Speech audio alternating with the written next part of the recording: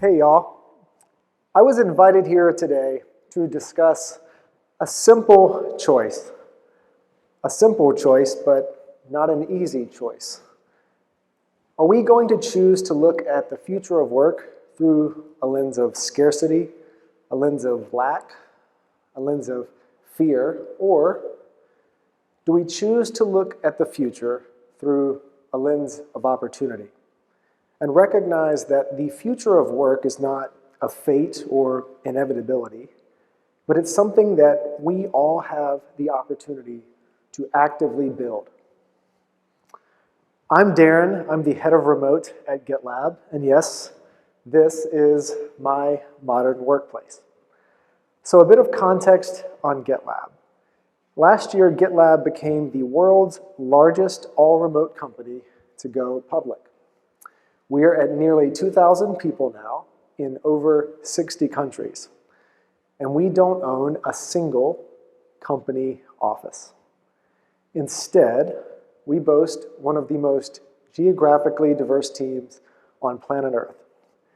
And every single day, we have almost 2,000 individuals working from a workspace that they have agency to design or at a shared communal co-working space in their community. And I want to start today by defining the two main topics. What is culture and what is a modern workplace?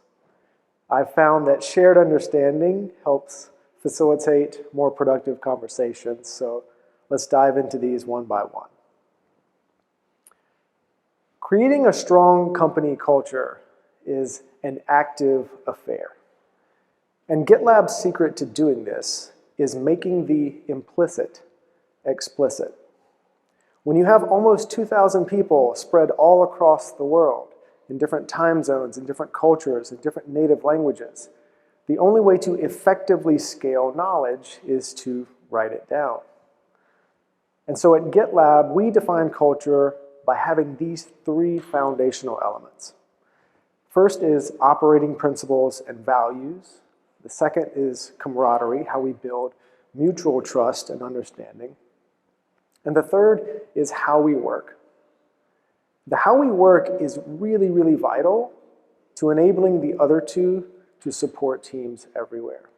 And I have found that some of the operational lessons we have learned in building a small all-remote company from 3 people to nearly 2,000 and going public, they were learned within an all-remote environment. But in fact, they're very applicable to fully in-office, to hybrid, and other all-remote organizations.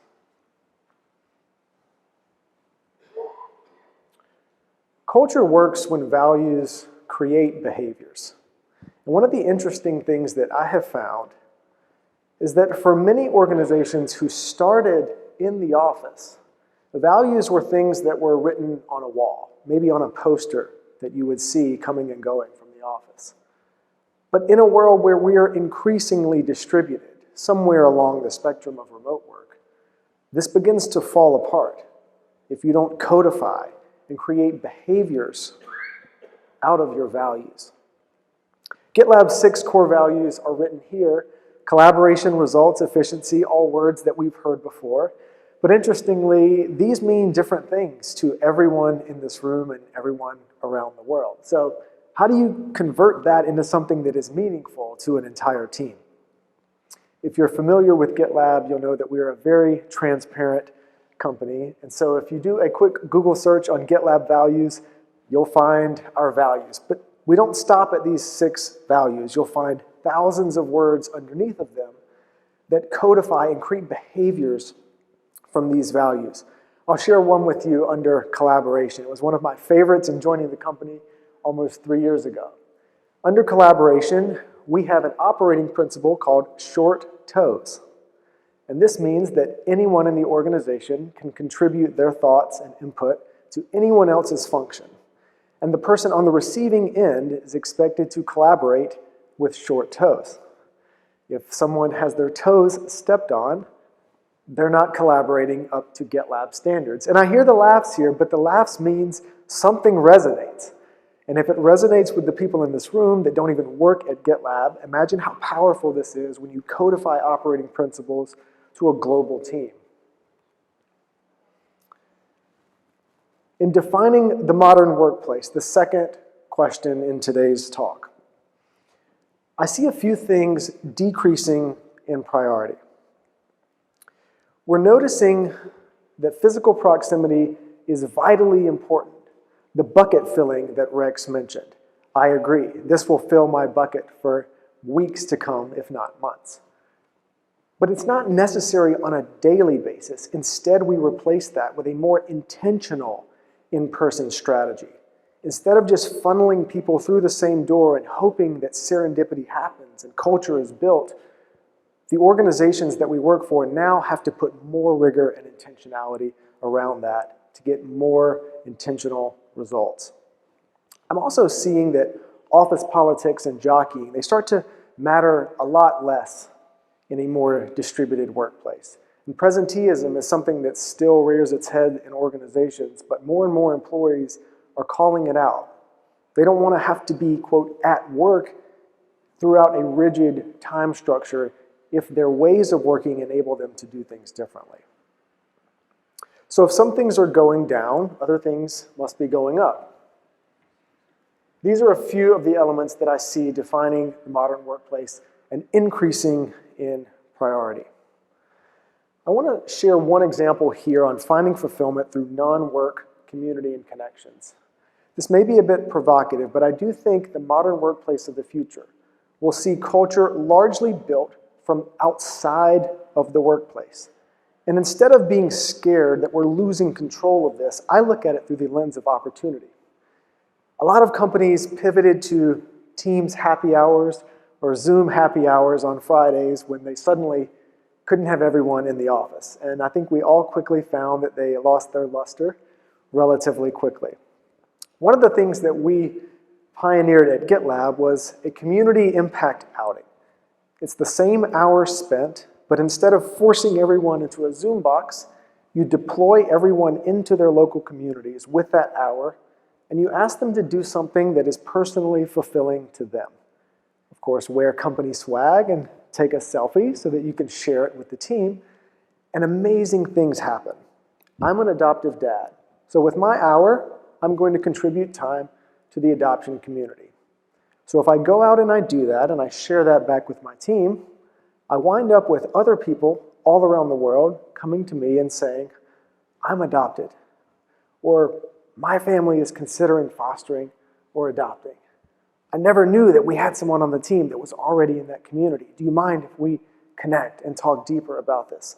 This is real connection, authentic connection.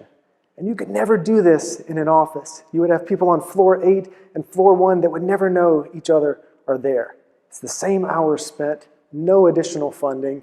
It's just intentional design to get humans into the places where they're most fulfilled and ensure that they can connect. Some pretty amazing data from a Future Forum Pulse survey earlier this year. 79% of employees polled said they wanted more flexibility in where they work. But almost everyone said they wanted flexibility in when they work. So people leaders, please hear me. Location independence is the current frontier of modern work. But time independence is the next frontier of modern work. And there's a lot of operational unlearning and redoing and recreation that is necessary to truly enable this.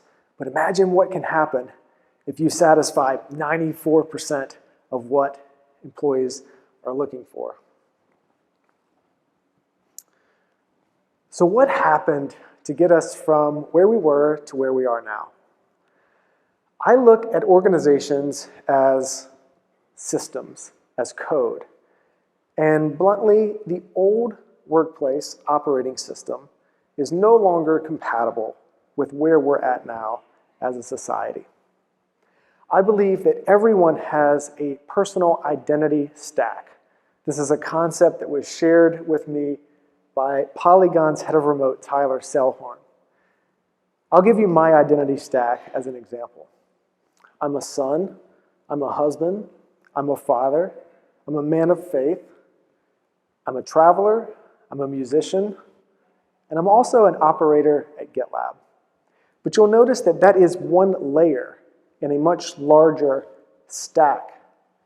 And in the old world, for many people, work was the entire stack, or certainly the dominant portion. But we've all had an opportunity to reevaluate what makes up our identity stack. And as leaders, we have to design the modern workplace to recognize that this is a reality and to give people more opportunity to exercise all of those other layers of the stack so that they are most fulfilled and productive in the workplace portion of that.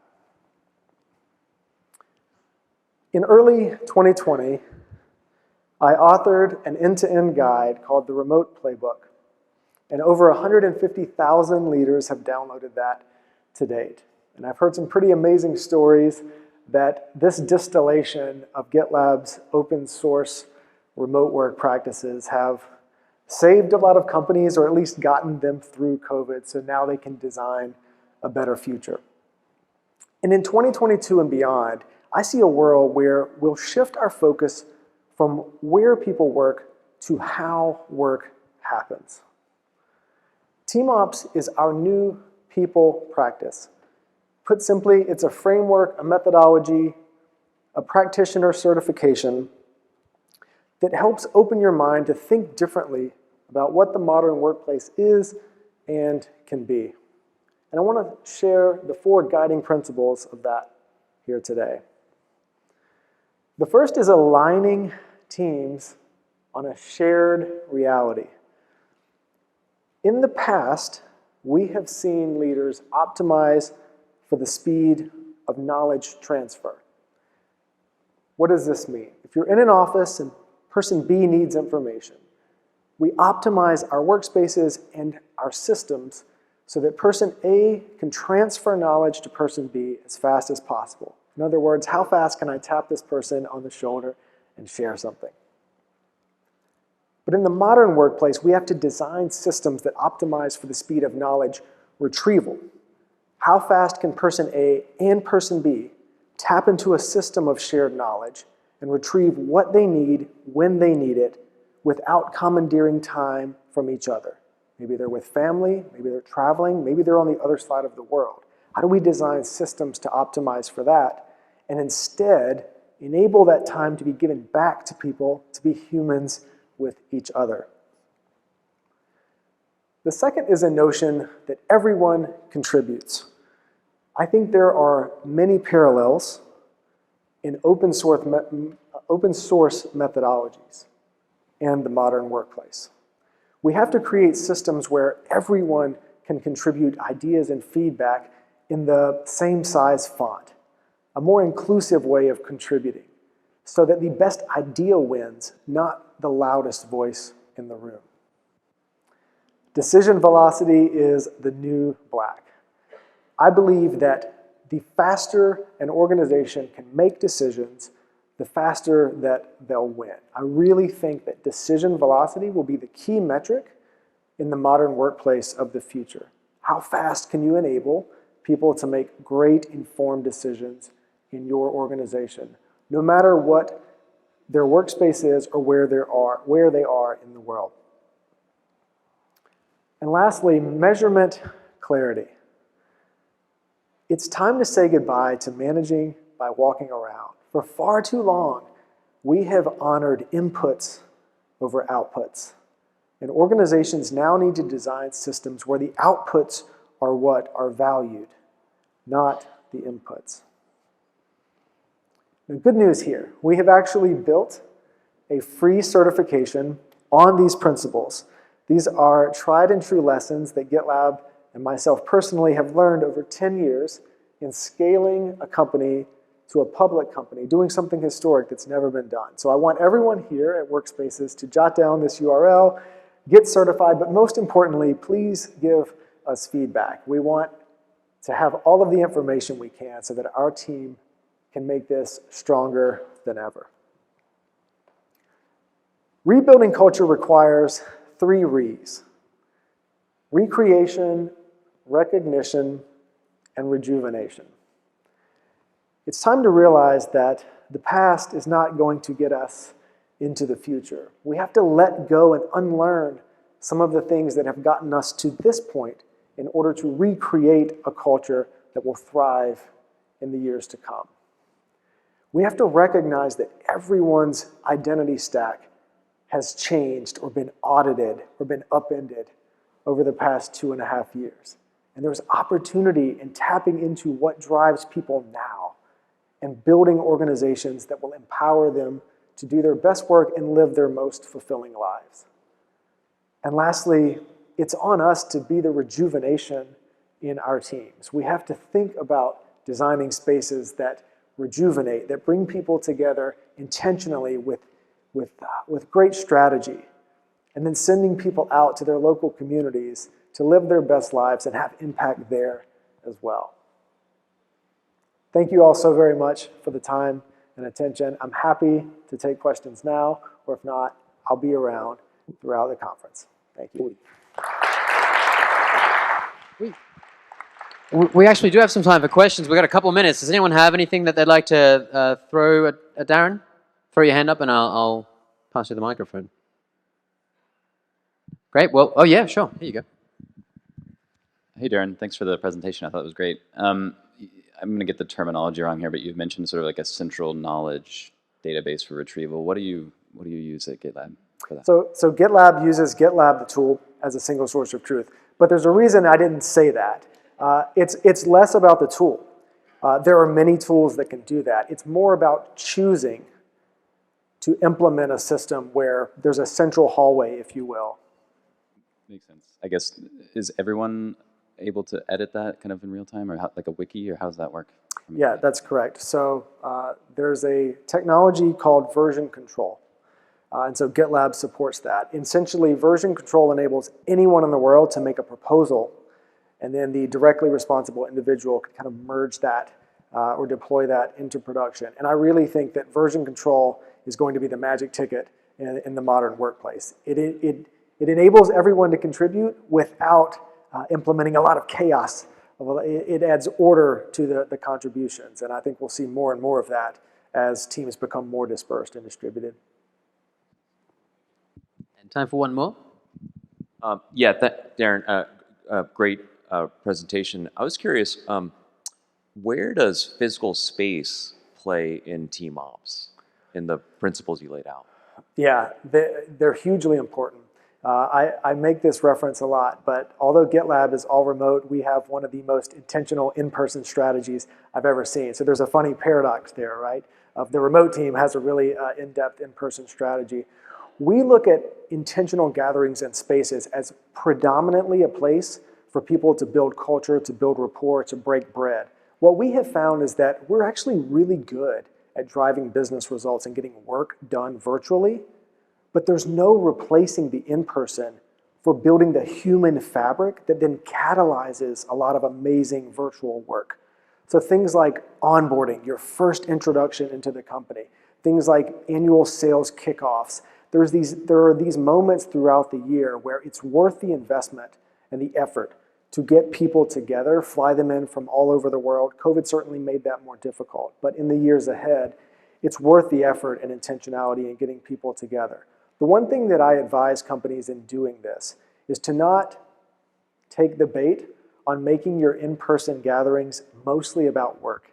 It's very tempting to look at the money that you're spending and say, we need 80% of the time to be about strategy, team building, work, work, work. It's actually the opposite. If you flip the 80-20, you want about 80% of the time to be excursions, people getting to know each other, open space to have conversations, and then maybe 20% or so actually doing the work. And we have found that to be a pretty good ratio. Darren Murph, thank you so much.